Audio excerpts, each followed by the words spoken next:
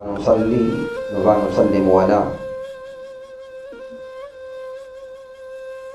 سيدنا ومولانا محمد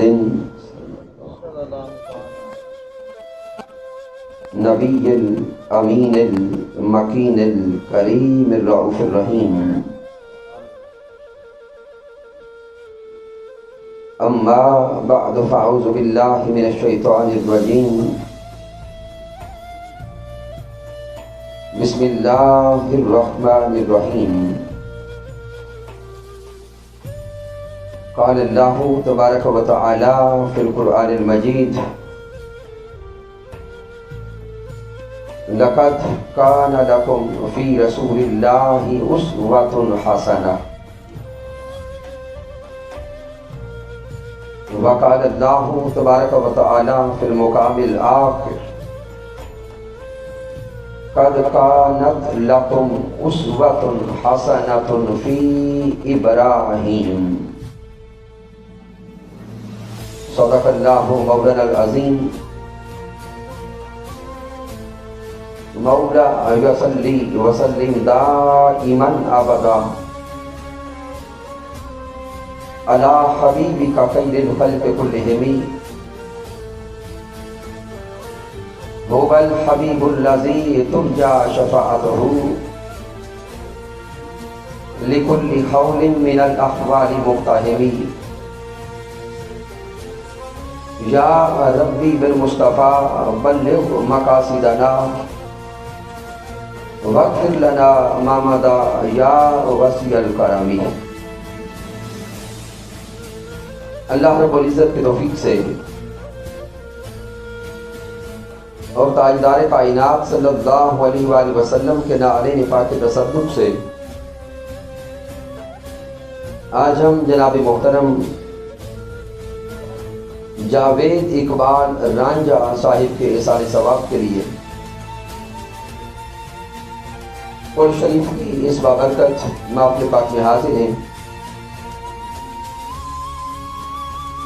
رب کائنات کی بارگاہ اقدس میں دعا کرتے ہیں کہ مالک کائنات اس محفل پاک کے تصدق سے ان کو جنت میں اعلیٰ مقام عطا فرمائے.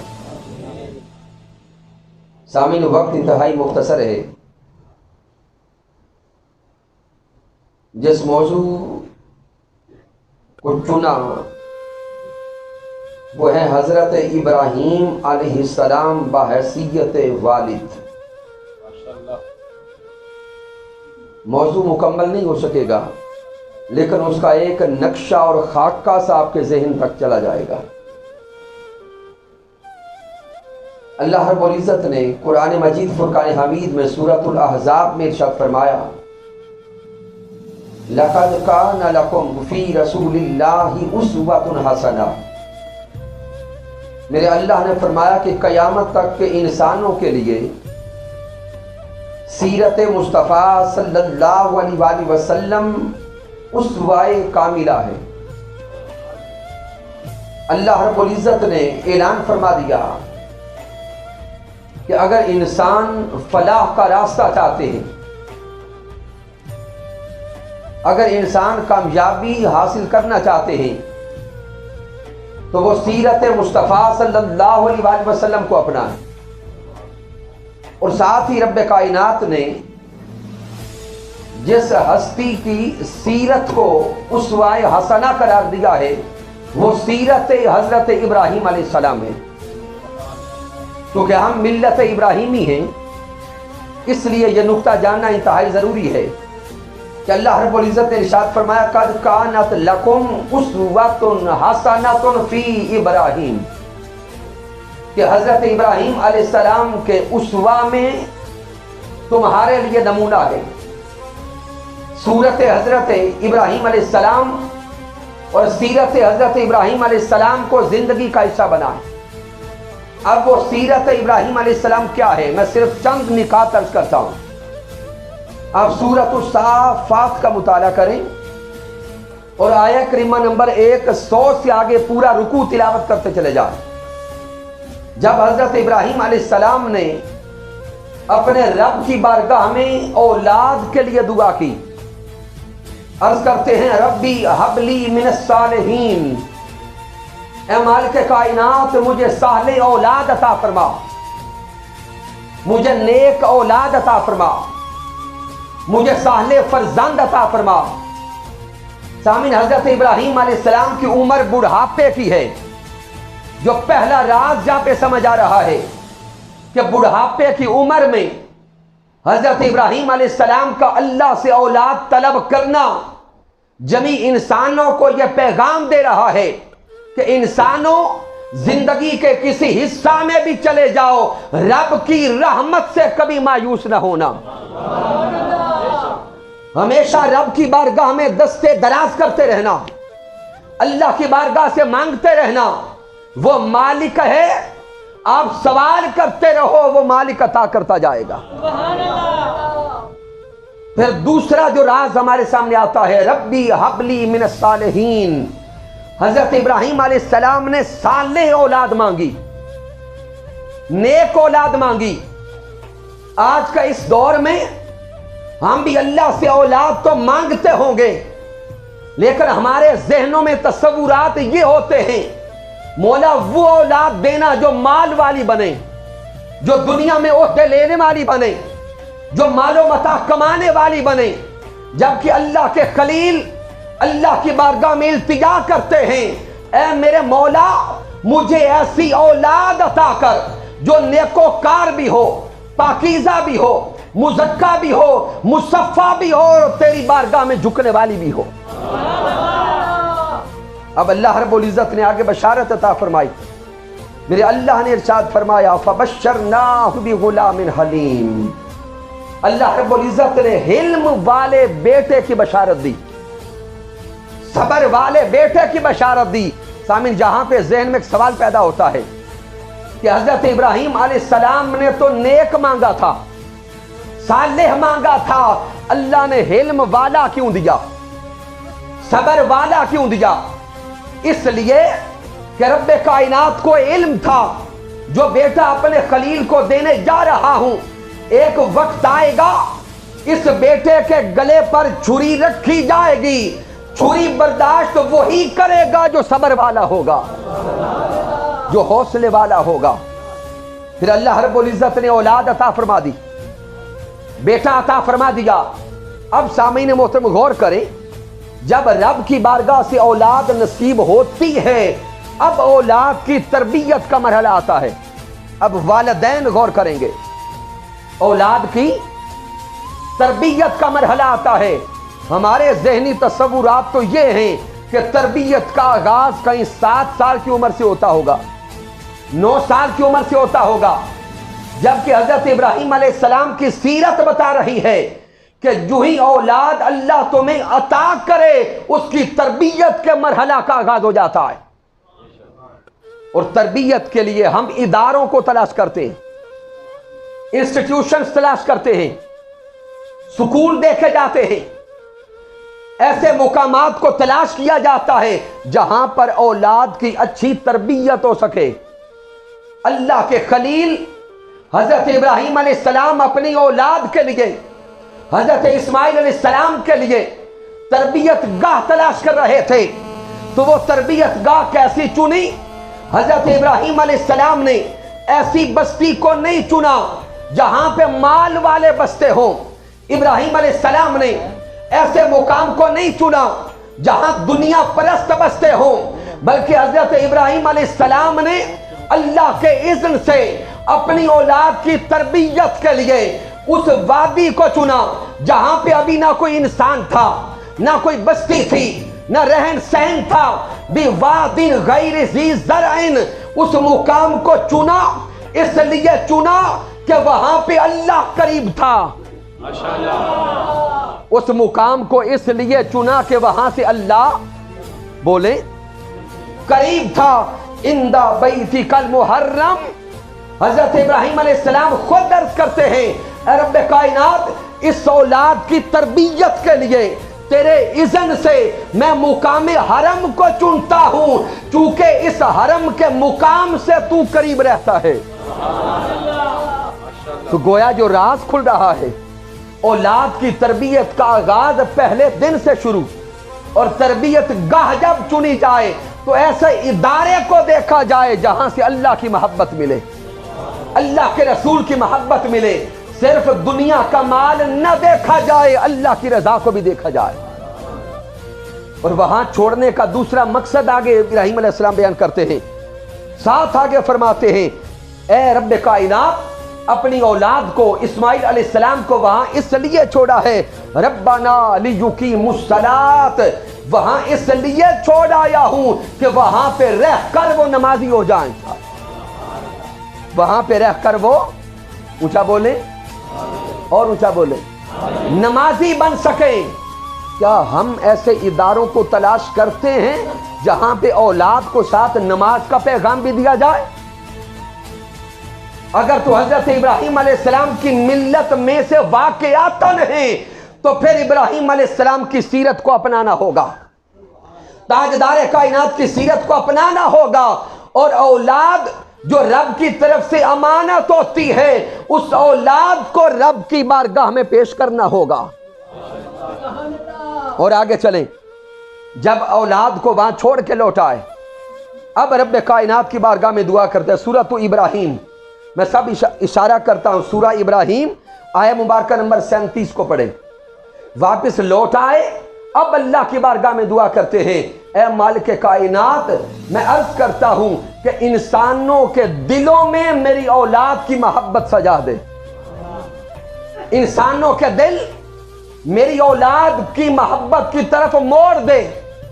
इंसानों के दिलों में मेरी औलाद की मोहब्बत बसा दे। इसके बाद अगली दुआ करते हैं, वरज़ुक़हुम मिनस समरात, ए रब्बे कायनात, औलाद छोड़ आया हूं, वहां उसको फलों का रिस्क भी अता फरमा। फलों का बोले रिस्क अता फरमा। जहन में सवाल पैदा होता है कि अल्लाह के खलील अपनी औलाद के लिए फलों का रिस्क क्यों मांग रहे हैं? क्या ये चाहते हैं कि मेरी औलाद फलों का कारोबार करे? क्या बड़े ताजर बनाना चाहते हैं? नहीं।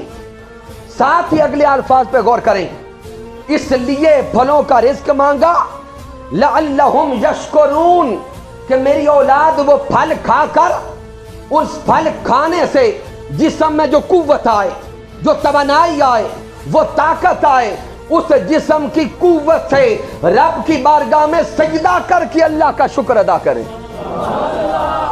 तो सामीन, आगे चूंकि वक्त कम हो गया, मैं आखिरी हिस्से की तरफ आता हूं। फिर हजरत इब्राहिम अलैहिस्सलाम को अल्लाह रब्बुल इज्जत ने हुक्म दिया कि ए इब्राहिम, अब ये बेटा जवान हो गया, अब इसको मेरी राह में कुर्बान कर।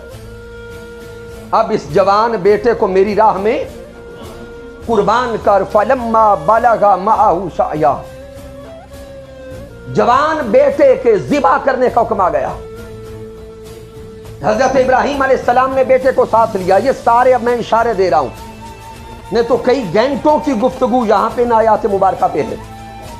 हजरत इब्राहिम अलैहिस्सलाम ने बेटे को साथ लिया, ज़िबा करने के मुकाम पे पहुंचे। जब मुकाम ज़िबा पे पहुंच गए, वहां पे बाप और बेटे के कलाम पे गौर करना। हजरत इब्राहिम अलैहिस्सलाम अपने बेटे से कलाम करते हैं, या बुनैया, ऐ मेरे बेटे, ऐ मेरे प्यारे बेटे, मैंने ख्वाब में देखा है कि मैं तुझे ज़िबा कर रहा हूं। फन्जुर माज़ा तरा, ऐ मेरे बेटे बता कि इस हवाले से तेरा क्या इरादा है, तेरा क्या मशवरा है, तू क्या कहता है। सामीन गौर करें, ज़िबा करने का हुक्म अल्लाह की तरफ से था। ज़िबा करने का हुक्म अल्लाह की तरफ से था। तो जब अल्लाह की तरफ से हुक्म आ गया तो हजरत इब्राहिम अलैहिस्सलाम अपने बेटे से मशवरा क्यों कर रहे हैं? सिर्फ एक ही राजा देने लगा हूं। मशवरा करने का एक मकसद यह था कि जब रब्बे कायनात ने हुक्म दे दिया, फन्जुर माज़ा तरा में इब्राहिम अलैहिस्सलाम मशवरा कर रहे थे बेटे से, क्या कहता है। सामीन, इब्राहिम अलैहिस्सलाम अपने बेटे की उस तरबियत को देख रहे थे जो सारी जिंदगी की थी। वो देखना चाहते थे कि आज मैं उस एहसास की तरफ जाऊं और उस मंजर को देखूं اور اس کا نتیجہ اخذ کروں کہ اس بیٹے کو پہلے دن سے میں نے پالا بھی ہے، تربیت کی، نشو نما کی، اس مقام تک پہنچایا، وہ دیکھنا چاہتے تھے کہ اس تربیت کا نتیجہ کیا ہے، اس تربیت کا نتیجہ کیا ہے۔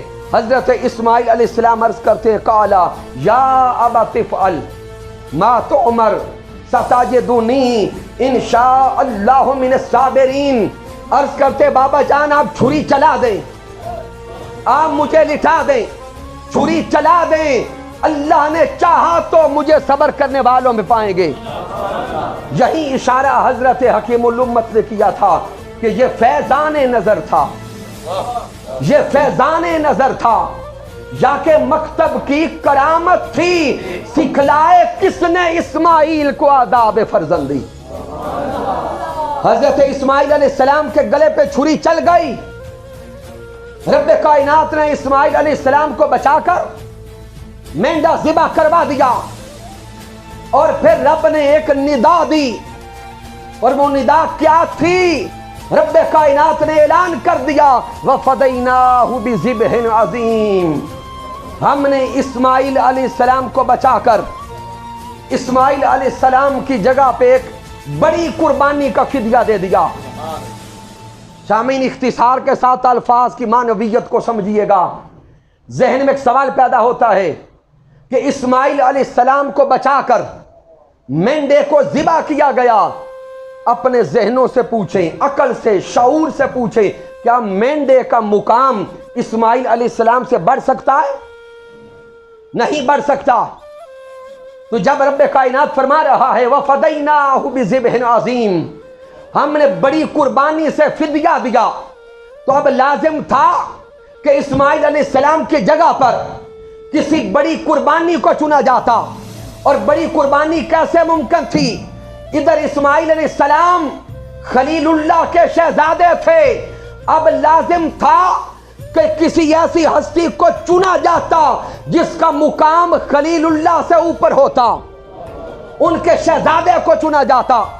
جب تاریخ نبوت کو دیکھا تو رب کائنات کا اعلان سامنے آیا تِلْكَ الرُّسُلُ فَضَّلْنَا بَعْضَهُمْ عَلَىٰ بَعْضٍ، اللہ نے فرمایا ہم نے تاریخ نبوت میں کسی کو صفی اللہ کیا، کسی کو نجی اللہ کیا، کسی کو خلیل اللہ کیا، کسی کو ذبیح اللہ کیا۔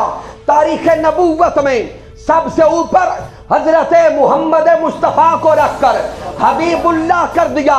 وہ جو اسماعیل علیہ السلام کو وہاں بچایا گیا تھا، بڑی قربانی کا اعلان کیا گیا تھا، وقت گزرتا رہا، زمانے گزرتے رہے، یہاں تک کہ میدان کرب و بلا سج گیا۔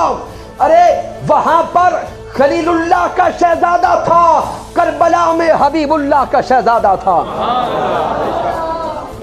کربلا میں حبیب اللہ کا شہزادہ تھا۔ وہاں پر آنکھوں پہ پٹیاں باندھی گئیں، ادھر کوئی پٹی نہیں باندھی گئی، وہاں ایک ذبیح اللہ تھے، ادھر پورا خاندان تھا، حضرت علی اصغر بھی تھے، حضرت علی اکبر بھی تھے، حضرت اونا محمد بھی تھے، حضرت ابو بکر بھی تھے، حضرت عمر بھی تھے، ارے پورا کنبہ تھا، خود امام حسین تھے، آنکھوں کے سامنے کنبے کی قربانی بھی دی گئی، پھر شہزادہ مصطفیٰ خود امام حسین کی قربانی بھی دی گئی۔ ادھر قربانی امام حسین کا وقت آتا ہے، ادھر شہادت حسین کا وقت آتا ہے، یزیدی لائن آگے بڑھ کے آقا امام حسین پہ وار کرتے ہیں، شہزادہ مصطفیٰ سجدہ میں ہے، شہزادہ مصطفیٰ سجدہ میں ہے، یزیدی وار کرتے ہیں، ادھر روح رب کی بارگاہ میں پہنچتی ہے، ادھر اللہ کی طرف سے خطاب ہوتا ہے وَفَدَيْنَاهُ بِذِبْحٍ عَظِيمٍ، وَفَدَيْنَاهُ بِذِبْحٍ عَظِيمٍ، وَفَدَيْنَاهُ بِذِبْحٍ عَظِيمٍ۔ اسماعیل کو بچا کر جس بڑی قربانی کا اعلان کیا گیا تھا، حسین کو شہید کر کے فدیہ مکمل کر دیا گیا، فدیہ مکمل کر دیا گیا۔ یہیں پھر اشارہ حکیم الامت حضرت علامہ محمد اقبال علیہ رحمہ نے کیا کہ غریب ہو سادہ ہو رنگین ہے داستان حرم، غریب ہو سادہ ہو رنگین ہے داستان حرم، ابتدا اس کی اسماعیل نہایت ہے حسین۔ تو سامعین محترم، اس مختصر سے وقت میں اتنا ہی پیغام دیا جا سکتا تھا۔ لازم ہے کہ ہم سیرت مصطفیٰ صلی اللہ علیہ وآلہ وسلم کو بھی زندگی کا حصہ بنائیں، اور سیرت حضرت ابراہیم علیہ السلام کو بھی زندگی کا حصہ بنائیں۔ کی محمد سے وفا تو نے تو ہم تیرے ہیں، یہ جہاں چیز ہے کیا، لوح و قلم تیرے ہیں۔ میں نے جو کچھ بیان کیا، اگر اس میں کچھ کمی ہے، کوئی کجی ہے، کوئی غلطی ہے، تو مجھ ناچیز کی طرف سے رب کائنات معاف فرما دے۔ اگر اس میں کوئی اچھائی اور کمال ہے تو اللہ کی عزت کی قسم میرا کوئی کمال نہیں، یہ میرے اللہ کا کرم ہے، آقا علیہ السلام کی رحمت ہے، اور میرے قائد، میرے استاد، میرے شیخ حضور شیخ الاسلام ڈاکٹر محمد طاہر القادری مدہ ذلہ والی کی صحبت کا فیضان ہے، اور جناب محترم جاوید اقبال رانجھا صاحب تحریک منہاج القرآن کے لائف ممبر بھی تھے، مختلف ذمہ داریوں پر کام کرتے رہے، تو انہی ذمہ داریوں پر رہنے کا اور محنت کرنے کا صلہ رب کائنات ان کو قبر میں اور یوم حشر دے گا۔ میں مرکز منہاج القرآن کی طرف سے حضور شیخ الاسلام ڈاکٹر محمد طاہر القادری مدہ ذلہ والی کی طرف سے 1,00,000 مرتبہ درود پاک کا تحفہ اصحال ثواب کے لیے پیش کرتا ہوں۔ وما علینا الا البلاغ المبین۔